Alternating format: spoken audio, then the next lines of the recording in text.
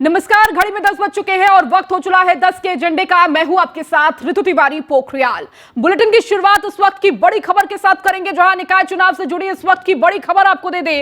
राज्य निर्वाचन आयोग आज करेगी अहम बैठक। गृह विभाग के अफसरों के साथ ये बैठक होगी। DGP R K. विश्वकर्मा इस बैठक में शामिल होंगे। तो दोपहर 12 बजे राज्य निर्वाचन कार्यालय में ये बैठक होगी। तो इस बैठक में कई महत्वपूर्ण विषयों पर चर्चा होगी। तो किस तरह से निर्वाचन आयोग निकाय चुनाव को लेकर क्या कुछ बड़ी बातें करता है और किन-किन निकाय चुनावों को लेकर क्या जिक्र होता है, ये देखना होगा। तो निकाय चुनाव चूंकि अब माना जा रहा है कि जल्द ही ये संपन्न कराया जाएगा और इसी को लेकर ये महत्वपूर्ण बैठक, निकाय चुनाव से जुड़ी बड़ी खबर आपको दे रहे हैं। राज्य निर्वाचन आयोग आज करेगा अहम बैठक और इस दौरान गृह विभाग के अफसरों के साथ ये बैठक होगी, जिसमें डीजीपी आर.के. विश्वकर्मा बैठक में शामिल होंगे। तो दोपहर 12 बजे राज्य निर्वाचन कार्यालय में ये बैठक होगी। तो बड़ी खबर इस वक्त दे रहे हैं, जहां एक तरफ पार्टियां निकाय चुनाव को लेकर मुस्तैद नजर आ रही है और लगातार अपना मेगा प्लान बनाती हुई दिख रही है, तो दूसरी तरफ राज्य निर्वाचन आयोग भी अब एक्टिव मोड में आ चुका है। और अधिक जानकारी के साथ एसके वाजपेयी हमारे संवाददाता हमारे साथ जुड़ चुके हैं। एसके, निकाय चुनाव को लेकर अब राज्य निर्वाचन आयोग की ये महत्वपूर्ण बैठक होने वाली है। क्या जानकारी इस बैठक को लेकर, क्या कुछ महत्वपूर्ण हो सकता है इस बैठक में? बिल्कुल, निश्चित तौर पर ये जिस तरीके से मुख्यमंत्री के निर्देश पर उत्तर प्रदेश नगर विकास विभाग की तरफ से जो आरक्षण की अंतिम सूची है वो जारी की जा चुकी है और अब 1-2 दिन में ही उत्तर प्रदेश सरकार की तरफ से अंतिम सूची भी जारी कर दी जाएगी। तो निश्चित तौर पर अगर हम देखें तो लगातार मुख्यमंत्री योगी आदित्यनाथ कोशिश कर रहे हैं, क्योंकि सुप्रीम कोर्ट का भी स्पष्ट निर्देश है इस पूरे मामले को लेकर, जिसके बाद उत्तर प्रदेश सरकार पूरी तैयारियों में लगी है। क्योंकि अब अंतिम समय में चीजें पहुंच चुकी हैं और आयोग भी आज अपनी तैयारी बैठक करेगा, जिसमें उत्तर प्रदेश के गृह विभाग के अफसरों के साथ ये बैठक होगी, जिसमें इन सभी विषयों को देखने की कोशिश होगी कि आखिर तैयारियां किस स्तर पे हैं, सुरक्षा के क्या इंतजाम है, जो है उनकी उपलब्धता कितनी है, कहां-कहां संवेदनशील जगहें हैं जहां पर सुरक्षा के व्यापक इंतजाम किए जाने की जरूरत है। इन बहुत सारे विषयों को लेकर ये बैठक यूपी निर्वाचन आयोग आज करने जा रहा है। इसके साथ ही साथ चूंकि 12 बजे ये बैठक होनी है और इस दौरान तमाम अधिकारी मौजूद होंगे। बिल्कुल, निश्चित तौर पर, क्योंकि उत्तर प्रदेश सरकार के जो अधिकारी हैं, खासतौर पर गृह विभाग से जुड़े, पुलिस विभाग से जुड़े, वो सभी इस बैठक में शामिल होंगे और कहीं न कहीं इस दौरान एक निर्देश भी देने की कोशिश होगी कि सुरक्षा के व्यापक इंतजाम किए जाएं। खासतौर पर जो संवेदनशील इलाके हैं वहां पर खासा ध्यान दिया जाए, पुलिस की तरफ से सभी इंतजाम कर लिए जाएं, जो ड्यूटी है उसको लेकर व्यवस्थाएं कर ली जाए। तो साथ ही जो अभी तक उत्तर प्रदेश में चुनाव होते रहे हैं और शांतिपूर्ण चुनाव हुए हैं, चाहे 2017 हो, 2019 हो, 2022 हो या उस दौरान जो पंचायत के चुनाव हुए हैं, वो सभी शांतिपूर्ण ढंग से पूरे प्रदेश में संपन्न हुए हैं। आगे भी जो ये बड़ा चुनाव होने जा रहा है, क्योंकि 700 से ज्यादा नगर निकाय प्रदेश में है, तो उसमें शांतिपूर्ण ढंग से चुनाव को संपन्न कराया जा सके, उसको लेकर ये आज समीक्षा बैठक है, जिसमें आयोग इन सारी चीजों को तय करेगा कि सुरक्षा के इंतजाम में कहाँ की क्या इनपुट्स हैं और किस हिसाब से वहां पर सुरक्षा कर्मियों को डिप्लॉय किया जाए। बिल्कुल, इसके आप लगातार जुड़े रहिए और भी खबरों पर आपसे अपडेट लेंगे। वही निवेश को धरातल पर उतारने की तैयारी है। योगी सरकार ने शुरू की तैयारी। जीआईएस 2023 में आए प्रस्तावों पर काम जारी। तो नई इकाई लगाने के लिए स्टैंप में छूट मिलेगी। इसके साथ ही औद्योगिक निवेश रोजगार प्रोत्साहन नीति के तहत छूट होगी। बुंदेलखंड पूर्वांचल के लिए छूट सीमा अलग अलग होगी। इसके साथ ही पश्चिमांचल मध्यांचल के लिए छूट सीमा अलग होगी। नोएडा गाजियाबाद के लिए छूट की सीमा अलग की गई है। इसके साथ ही निवेशकों को भूमि खरीद पर भी छूट मिलेगी। डीएम जिला उद्योग उपायुक्त की संस्तुति पर भी छूट मिलेगी। औद्योगिक विकास प्रोत्साहन नीति में अधिसूचना जारी। तो पहले से लाभ ले रहे निवेशकों को दोबारा नहीं मिलेगी छूट। तो जीआईएस 2023 जिस तरह से आयोजित हुआ था, उसके बाद लगातार उन निवेश को किस तरह से धरातल पर उतारना है, इसकी कवायद अब तेज हो चुकी है। एसके वाजपेयी हमारे संवाददाता हमारे साथ लगातार जुड़े हुए हैं। एसके, जीआईएस 2023 का जिस तरह आयोजन हुआ, निवेश बड़े पैमाने पर आया, उसके बाद जो नजर थी कि आखिर इस निवेश को धरातल पर कैसे उतारा जाए, और देखिए अब इसी के लिए सरकार अपनी कवायद तेज कर चुका है। बिल्कुल निश्चित तौर पर, क्योंकि अगर हम देखें तो उत्तर प्रदेश सरकार जहां लगातार कोशिश कर रही थी कि उत्तर प्रदेश में बड़ा निवेश आए और उस निवेश के जरिए उत्तर प्रदेश की जो इकोनॉमिक ग्रोथ है उसको बढ़ाया जाए। उत्तर प्रदेश जो $1 ट्रिलियन इकोनॉमी बनने की तरफ लगातार बढ़ रहा है, उसमें कहीं ना कहीं चीजें आगे बढ़ाई जाएं। तो इन बहुत सारे विषयों को लेकर जो चीजें हैं वो उत्तर प्रदेश औद्योगिक विकास विभाग की तरफ से संबंधित प्रदेश के सभी अधिकारियों को जारी हैं, जिसमें यह कहा गया है कि जो ई स्टाम्प और स्टाम्प में छूट की व्यवस्था उत्तर प्रदेश सरकार की तरफ से की गई है कि कोई नई इकाई लगती है तो उसमें उत्तर प्रदेश सरकार की सब्सिडी के तहत यह छूट दी जाएगी। क्योंकि जो उत्तर प्रदेश सरकार की औद्योगिक विकास नीति 2022-23 घोषित हुई थी, उसमें इन बहुत सारी चीजों को लेकर जो रिबेट है वो आने वाले निवेशकों को दी जाने की घोषणा की गई थी, तो उसके तहत यह छूट दी जाएगी। हालांकि जो निवेशक एक बार छूट पा चुके हैं उनको दोबारा नहीं दी जानी है, एक ही बार यह छूट उत्तर प्रदेश सरकार की तरफ से सब्सिडी के तौर पर निवेशकों को दी जा रही है ताकि वो अपनी यूनिट्स को आसानी से उत्तर प्रदेश में स्थापित कर सकें। दूसरी बड़ी चीज यह है कि जो पूर्वांचल है, जो एक्सप्रेसवे के आसपास जो औद्योगिक क्षेत्र उत्तर प्रदेश सरकार की तरफ से विकसित किए जा रहे हैं, या जो बुंदेलखंड एक्सप्रेसवे के पास जो क्षेत्र विकसित किए जा रहे हैं, वहां पर ज्यादा छूट उत्तर प्रदेश सरकार की तरफ से दी जा रही है। खासतौर पर नोएडा, गाजियाबाद, लखनऊ या जो दूसरे ऐसे इलाके हैं वहां पर छूट की सीमा इन इलाकों से थोड़ा कम है। तो इन सभी विषयों को लेकर उत्तर प्रदेश औद्योगिक विकास प्रोत्साहन नीति के तहत ये निर्देश उत्तर प्रदेश सरकार के अधिकारियों को जारी किए गए हैं, जिसमें यह कहा गया है कि इन चीजों को बेहतर ढंग से आगे बढ़ाएं और कोशिश करें कि बेहतर ढंग से चीजें आगे हो सकें, ताकि जो निवेशक उत्तर प्रदेश में एमओयू साइन कर चुके हैं वो निवेश धरातल पर उतरे। और जहां विपक्ष लगातार इन सारी चीजों को लेकर सवाल उठा रहा था, कहीं ना कहीं उन सवालों का जवाब भी इसके जरिए दिया जा सके। जी ठीक है, इसकी बहुत शुक्रिया इस जानकारी को देने के लिए। चलिए खबरों में आगे बढ़ेंगे, बात प्रयागराज की करेंगे, जहां पर माफिया अतीक के भाई अशरफ से जुड़ी बड़ी खबर आपको दे रहे हैं। अशरफ को देर शाम प्रयागराज ला सकती है पुलिस, बरेली जेल से प्रयागराज रवाना हो सकती है पुलिस। तो अशरफ को प्रयागराज लाने की सभी प्रक्रिया पूरी, सुरक्षा व्यवस्था के साथ कानूनी प्रक्रिया भी पूरी की गई है। देर शाम तक प्रयागराज के लिए रवाना हो सकती है पुलिस। तो कल कोर्ट में कस्टडी रिमांड के लिए पेश किया जा सकता है। तो उमेश पाल हत्याकांड मामले में अशरफ से होगी पूछताछ। हत्याकांड में अशरफ की भूमिका को लेकर पूछताछ करेगी पुलिस। तो उमेश पाल हत्याकांड में अशरफ पर साजिश रचने का आरोप है। तो प्रयागराज से ये बड़ी खबर आपको दे रहे हैं, जहां अशरफ को बरेली जेल से अब प्रयागराज जेल शिफ्ट किया जा सकता है। और अधिक जानकारी के साथ विवेक पांडे संवाददाता हमारे साथ जुड़ चुके हैं। विवेक, जिस तरह से लगातार उमेश पाल हत्याकांड को लेकर कार्रवाई देखने को मिल रही है, अब जो अशरफ है उसको लगातार बरेली जेल से अब प्रयागराज लाने की कवायद तेज हो चुकी है। देखिए कानूनी प्रक्रिया भी पूरी कर ली गई है। कितनी देर में, क्या समय होगा जब प्रयागराज अशरफ को लाया जाएगा?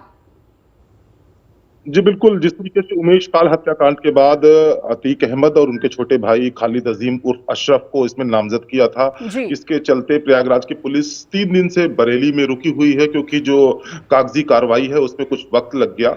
इसके चलते अभी तक अशरफ को प्रयागराज नहीं ले आया जा सका। लेकिन अब जो कागजी कार्रवाइयों का जो दौर था उसको पुलिस ने पूरी तरीके से पूरा कर लिया है। हालांकि अभी कोई आधिकारिक पुष्टि नहीं हुई है कि प्रयागराज की पुलिस अशरफ को कब तक लेकर प्रयागराज पहुंचेगी, लेकिन इस बात का जो सूत्रों के हवाले से खबर आ रही है कि आज देर रात तक प्रयागराज जो एसटीएफ की टीम है वो अशरफ को लेकर प्रयागराज पहुंचेगी और 14 दिन की कस्टडी रिमांड हाई कोर्ट से मांगेगी। उसके बाद उमेश पाल हत्याकांड से जुड़े हुए वो जो तमाम पहलू हैं, क्योंकि जो मुख्य आरोपी हैं उमेश पाल हत्याकांड में जिनके चेहरे बेनकाब हुए थे सीसीटीवी फुटेज में, उसके बाद भी अभी तक पुलिस के हाथ खाली हैं।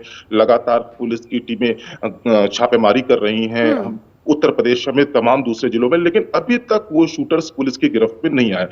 जो कहानी निकलकर सामने आई है कि अतीक अहमद के जो छोटे भाई है अशरफ, लगातार वो इन हत्यारों के संपर्क में रहे हैं। बरेली जेल में लगातार वो उनसे हत्या के पहले मिलने गए। तो अशरफ एक वो कड़ी है जिनसे पुलिस को काफी अहम सुराग मिलेंगे और इन शूटरों को पकड़ने में पुलिस को आसानी होगी, जिसके चलते प्रयागराज की टीम बरेली पहुंची है। और देर रात तक अगर अशरफ यहाँ आते हैं और उनकी कस्टडी रिमांड मंजूर होती है तो पुलिस को काफी सहूलियत होगी उन शूटर्स को पकड़ने के लिए। जी, इसके साथ ही साथ चूंकि विवेक देखिए एक लंबी लिस्ट भी है जहां पर एसटीएफ के द्वारा पूछताछ की जाएगी और कहीं ना कहीं इसको लेकर सबकी नजर भी है, क्योंकि लगातार यही कहा जा रहा है कि जो साजिश रची थी, जो प्लान तैयार किया गया था, वो अशरफ के द्वारा ही तैयार किया गया था।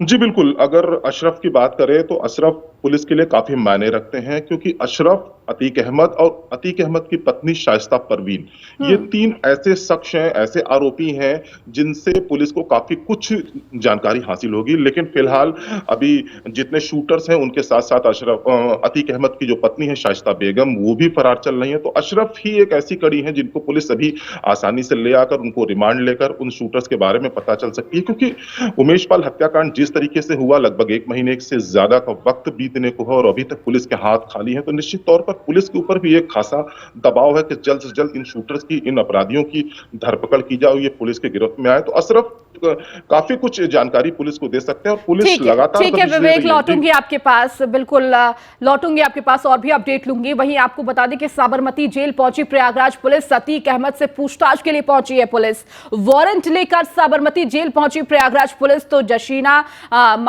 जिशाना के अपहरण मामले में माफिया से पूछताछ की जा रही है। साबरमती जेल में अतीक से पूछताछ करेगी पुलिस। तो साबरमती जेल पहुंची हुई है प्रयागराज पुलिस, अतीक अहमद से पूछताछ के लिए पहुंची है पुलिस। तो वारंट लेकर साबरमती जेल पहुंची प्रयागराज पुलिस और बताया जा रहा है कि जिशाना के अपहरण मामले में माफिया से यह पूछताछ होनी है। और अधिक जानकारी के साथ लगातार विवेक जुड़े हुए हैं। विवेक, अब प्रयागराज पुलिस की अगर बात की जाए तो अभी साबरमती जेल पहुंची हुई है जहां अतीक से पूछताछ की बात कही जा रही है। बात करें तो जीशान अतीक अहमद के साढ़ू का लड़का है और उनके अपहरण का मामला तो प्रयागराज के करेली थाने में दर्ज कराया था जीशान के परिजनों ने और सब लोगों ने। उसके बाद से ये कार्रवाई लगातार चल रही। अब प्रयागराज की टीम साबरमती पहुंची है, तो जो अपहरण का मामला है उस अपहरण के मामले के साथ साथ उमेश पाल हत्याकांड से जुड़े हुए कई सवालों को भी पूछताछ करेगी। अतीक अहमद से खंगालने की कोशिश करेगी कि आखिर पूरा बयान वो क्या देते हैं और इनके हत्यारे कहाँ पे हैं, जीशान अपहरण कांड से जुड़ी हुई जो बातें हैं वो सारी चीजें पुलिस पूछताछ करेगी। फिलहाल पुलिस के पास वारंट है और वो साबरमती जेल पहुंच चुकी है और कुछ ही देर में अतीक अहमद से इन तमाम मुद्दों को लेकर पूछताछ की शुरुआत करेगी पुलिस। जी ठीक है विवेक, बहुत शुक्रिया इन तमाम जानकारियों को देने के लिए। वहीं सीबीआई की हरेक जयंती समारोह का शुभारंभ हुआ है। प्रधानमंत्री नरेंद्र मोदी कार्यक्रम का शुभारंभ करेंगे। अधिकारियों को पदक देकर पीएम नरेंद्र मोदी देंगे। आपको बता दें कि इस दौरान प्रधानमंत्री इस पूरे कार्यक्रम का शुभारंभ करेंगे। तो सीबीआई की हीरक जयंती समारोह का शुभारंभ प्रधानमंत्री नरेंद्र मोदी कार्यक्रम का शुभारंभ करेंगे। अधिकारियों को पदक देंगे पीएम नरेंद्र मोदी। तो सीबीआई की ये हीरक जयंती समारोह और इस दौरान प्रधानमंत्री नरेंद्र मोदी कार्यक्रम का शुभारंभ करेंगे। खबरों में आगे बढ़ेंगे, बात राजधानी दिल्ली की करेंगे जहां पर मनीष सिसोदिया का आज कोर्ट में पेश किया जाएगा। राउस एवेन्यू कोर्ट में आज सिसोदिया की पेशी होगी। सिसोदिया की सीबीआई मामले में न्यायिक हिरासत खत्म हो रही है। 31 मार्च को कोर्ट ने जमानत याचिका खारिज कर दी गई थी, तो आज एक बार फिर से राउस एवेन्यू कोर्ट में इस पूरे मामले को लेकर सुनवाई होनी है। तो सिसोदिया की सीबीआई मामले में न्यायिक हिरासत खत्म हो रही है और 31 मार्च को कोर्ट ने जमानत याचिका खारिज कर दी गई थी। तो क्या ये न्यायिक हिरासत को आगे बढ़ाया जाएगा या फिर क्या फैसला कोर्ट का आएगा, ये देखना होगा। तो आज राउस एवेन्यू कोर्ट में सिसोदिया की पेशी होगी। तो मनीष सिसोदिया को आज कोर्ट में पेश किया जाएगा। राउस एवेन्यू कोर्ट में आज सिसोदिया की पेशी होगी। सिसोदिया की सीबीआई मामले में न्यायिक हिरासत खत्म हो रही है। 31 मार्च को कोर्ट में जमानत याचिका डाली गई थी और इसको खारिज भी कर दिया गया।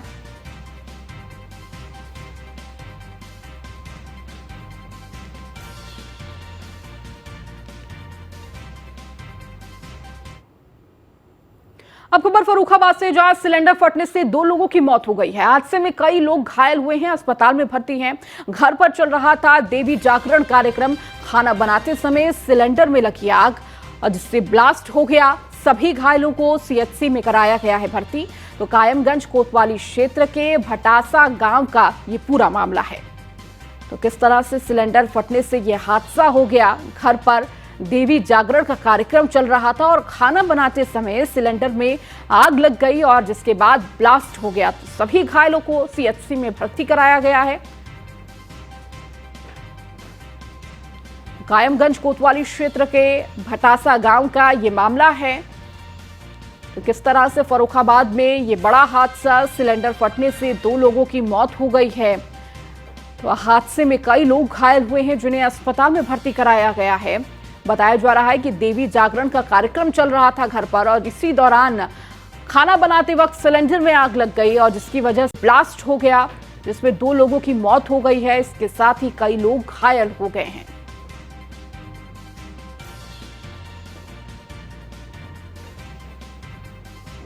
तो सभी घायलों को सीएचसी में भर्ती कराया गया है। कायमगंज कोतवाली क्षेत्र के भटासा गांव का ये मामला है।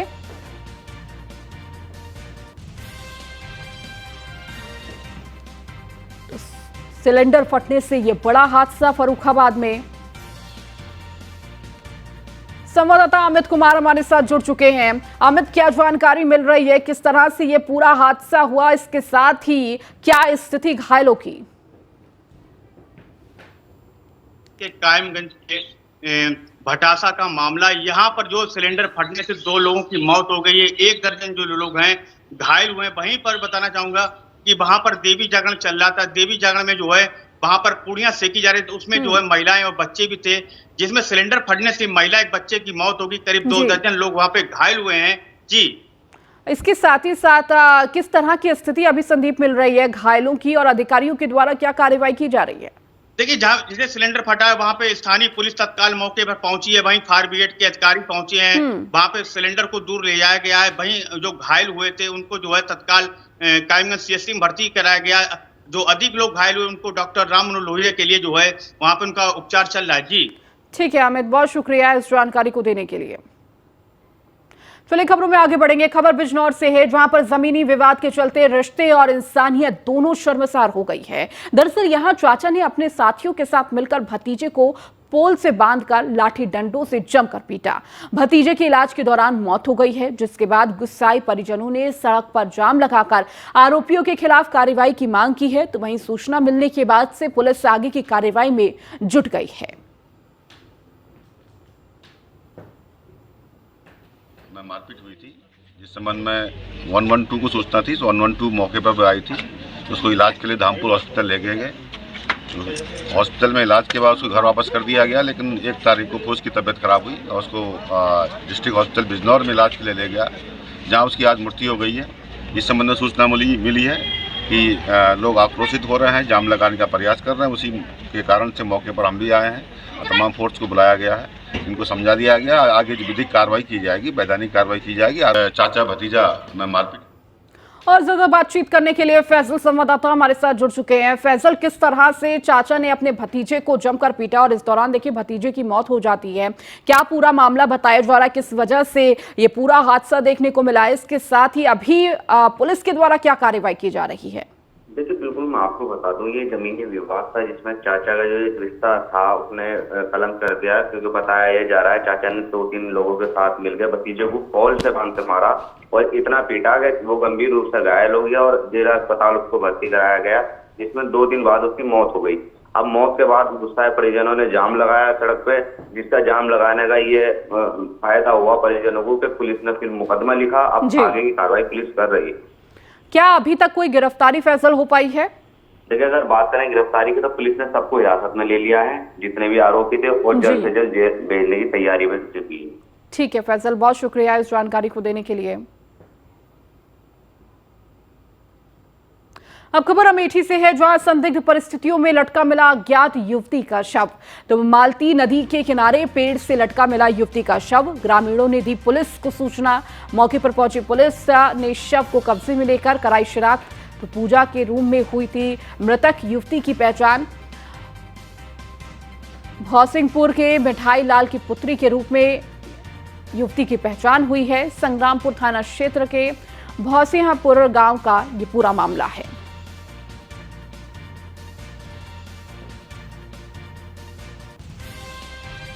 तो भौसियापुर के मिठाई लाल की पुत्री के रूप में युवती की पहचान हुई है।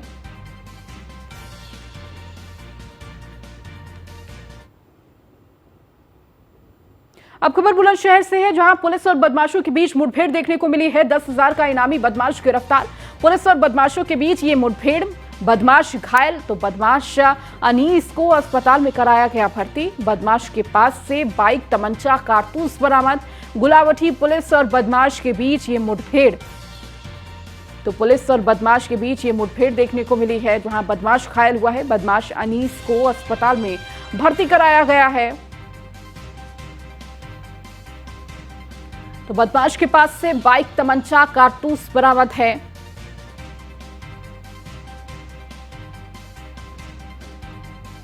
और अधिक जानकारी के साथ अशोक कुमार संवाददाता बुलंदशहर से जुड़ चुके हैं। अशोक, लगातार पुलिस अपराधियों पर शिकंजा कसने का प्रयास कर रही है और इसके तहत देखिए एक अपराधी को धर दबोचा है।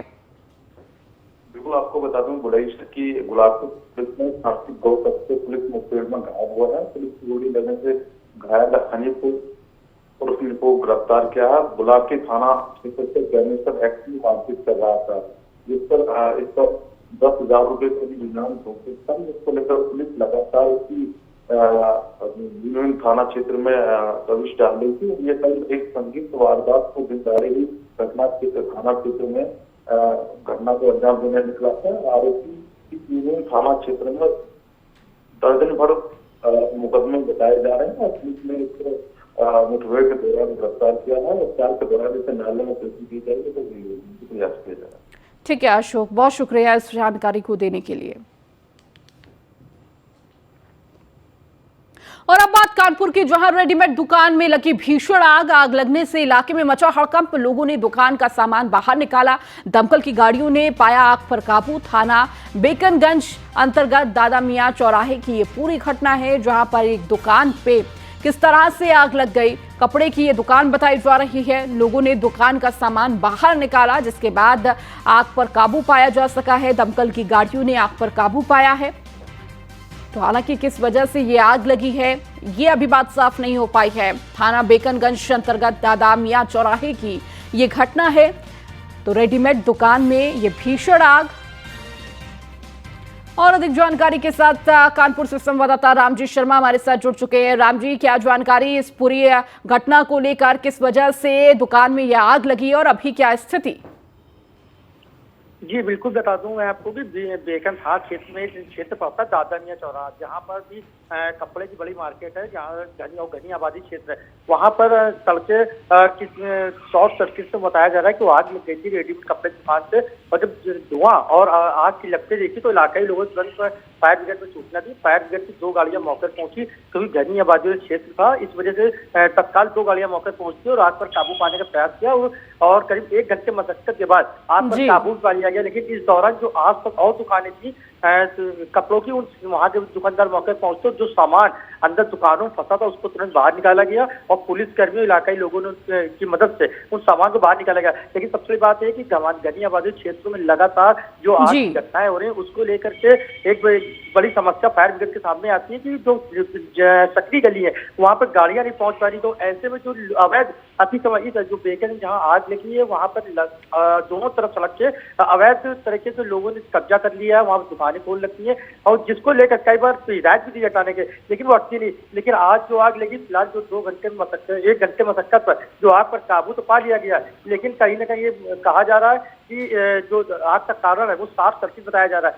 लेकिन पूरे मामले की जांच के बाद फायर स्टेशन बताया पूरे मामले की जांच करेंगे। जांच के बाद अगर जो भी सत्यता आती है सामने उसके आधार पर आगे कार्रवाई की जाएगी कि आग से बचाव के संसाधन वहां थे उस मार्केट में कि नहीं थे। जी ठीक है राम जी, शुक्रिया इस जानकारी को देने के लिए। खबर पीलीभीत से है, जहां पर ई रिक्शा चालक को सिपाही ने लात घूंसों से जमकर पीटा, जिसकी शिकायत राज्य मंत्री से की गई। राज्य मंत्री के फोन के बाद भी कार्रवाई न होने से आहत होकर राज्य मंत्री खुद ही एसपी आवास पहुंचे और सिपाही पर कार्रवाई की मांग की है। तो राज्य मंत्री के आदेश की अनदेखी करते हुए नजर आए। तो किस तरह से एसपी आवास पहुंचे राज्य मंत्री और तुरंत कार्रवाई की मांग की है। तो पीलीभीत का ये पूरा मामला है, जहां ई रिक्शा चालक के सिपाही ने पिटाई कर दी। चंदोई के रहने वाले हैं, उनका नाम अजनू है। ये जनरेटर उतार कर आ रहे थे। इन्हें करबला फाटक के पास जो है एक सिपाही ने रोका, तो उसकी बोतल में भी लात मार दी, इसे मारा भी बहुत है। और जो है मारने के बाद में इसने किसी का नंबर दिया, उससे बोला कि 2000 रुपये ट्रांसफ़र कर दो। तो उससे मेरी बात हुई थी, जिसके नंबर पे ट्रांसफ़र करने को बोला है उस पर लिख के आ रहा है विकास सिंह बरखेड़ा विधायक के ड्राइवर। ये हमारी। और अधिक जानकारी के साथ हमारे संवाददाता अमित हमारे साथ जुड़ चुके हैं पीलीभीत से। अमित, जिस तरह से ये पूरा मामला सामने आया, कहीं ना कहीं प्रशासन की ये मनमानी भी देखने को मिल रही है। देखिए, राज्य मंत्री के आदेश के बावजूद प्रशासन जो है इस पूरे मामले को लेकर कार्रवाई करने तैयार नहीं है। पुलिस विभाग ने कोई कार्रवाई नहीं की। दरअसल ये मामला जो है कोतवाली क्षेत्र के, सुनबड़ी कोतवाली क्षेत्र के चंदोई गांव के जो निवासी है वीरेंद्र, वो वापस आ रहा था अपने किसी काम को निपटा करके कि इसी दौरान वहाँ जो सिपाही है, जब वहाँ टाइगर रिजर्व जो टाइगर चौराहा है वहां से अपने उसने ई रिक्शा रोका और रोक करके पहुंच के लिए उतरा। जैसे ही वो निकलने वाला था कि पीछे से सिपाही आ गया और उससे बदसलूकी करना लगा। जब वो उस रिक्शा चालक ने कुछ कहा तो उससे रुपए की मांग करने लगा। जब हालांकि उसने किसी को फोन लगाकर रुपए डलवाने की बात कही, जब बात हुई तो संदिग्ध स्थिति में रुपए ना पहुंच पाने की बात कही। तो इसको लेकर के बताया जा रहा है कि उस सिपाही ने लात घूंसों और वहीं खेत से गन्ना तोड़ करके उसकी जबरदस्त पिटाई कर दी। जब उसकी पिटाई की हालत गंभीर होने पर उसको उसके जो परिजनों को सूचना दी गई, परिजन जब पहुंचे तो वहां गन्ना राज्य मंत्री उनके आवास पर पहुंचे और उन्होंने तत्काल एसपी को फोन करके संबंधित जानकारी दी जी। उसके बाद वो जो अन्य उनके भाई वहां एसपी आवास को लेकर के वहां पहुंचे, लेकिन वहां गेट नहीं खोला गया। फिर जब इन्हें गन्ना मंत्री को सूचित किया गया तो आनंद ये स्वयं वहां एसपी आवास पर पहुंचे उस पीड़ित को लेकर के, और एसपी तब बाहर निकल करके आए और उन्होंने इस पिटाई के दौरान जो भी पिटाई हुई है, जो घटना घटी है, उस सिपाही पर कार्रवाई करने की बात कही है। तो ये मामला संजय सिंह गंगवार के संज्ञान में होने के बाद ये कार्रवाई होने की बात की है। लेकिन शायद ये ऐसा मामला कहीं अगर किसी और व्यक्ति या प्रशासन या ऐसे मंत्री या बड़े उच्च जो लोग हैं अगर मदद ना करें तो क्या स्थिति होने वाली है, तो कहीं न कहीं ये प्रशासन पे सवाल भी खड़ा हो जाता है। हालांकि संजय गंगवार के इस मामले में इन्वॉल्व होने के बाद कार्रवाई करने की बात कही गई है। ठीक है अमित, शुक्रिया इस जानकारी को देने के लिए। चलिए, इस बुलेटिन में फिलहाल इतना ही। बने रहिए न्यूज़ 1 इंडिया के साथ।